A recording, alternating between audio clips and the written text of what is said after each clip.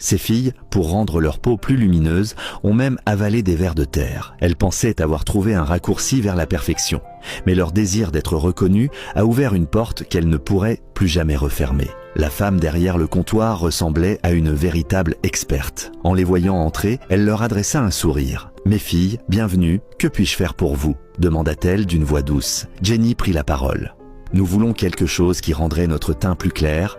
Nous avons tout essayé, mais rien n'a marché. » Le sourire de la femme s'agrandit. Elle se pencha et baissa la voix. « Ce que je vais vous montrer n'est pas pour tout le monde. Mais je vois bien que vous êtes sérieuse. » Ses yeux brillaient d'une lueur mystérieuse. Elle sortit une petite boîte noire avec une étiquette dorée. « Ce n'est pas une crème ordinaire.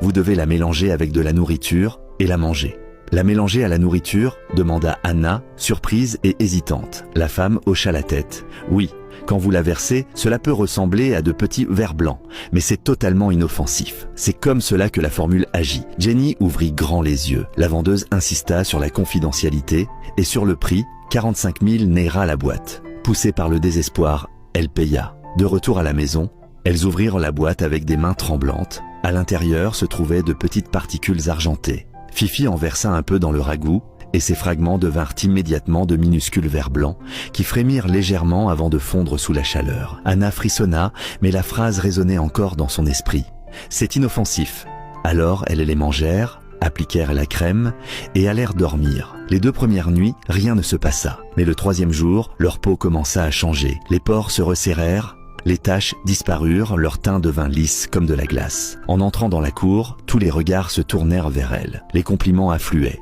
et elles retrouvèrent confiance. Très vite, elles commencèrent à bien s'habiller, attirant l'attention d'hommes riches. 2 semaines plus tard, Fifi, Anna et Jenny ne se reconnaissaient presque plus. Leur peau brillait, leur silhouette semblait sculptée. Un après-midi, alors qu'elles riaient dans un restaurant chic, un homme au charisme puissant entra. Tout le monde le regardait. On l'appelait Boss Dollar. Impeccablement vêtu, montre en or, parfum de luxe, il dégageait une aura de richesse. Il les observa, puis s'avança pour les aborder. « Mes anges magnifiques, puis-je me joindre à vous ?» demanda-t-il. Fifi répondit avec assurance. « Bien sûr, boss. » Très vite, Boss Dollar les présenta à ses amis.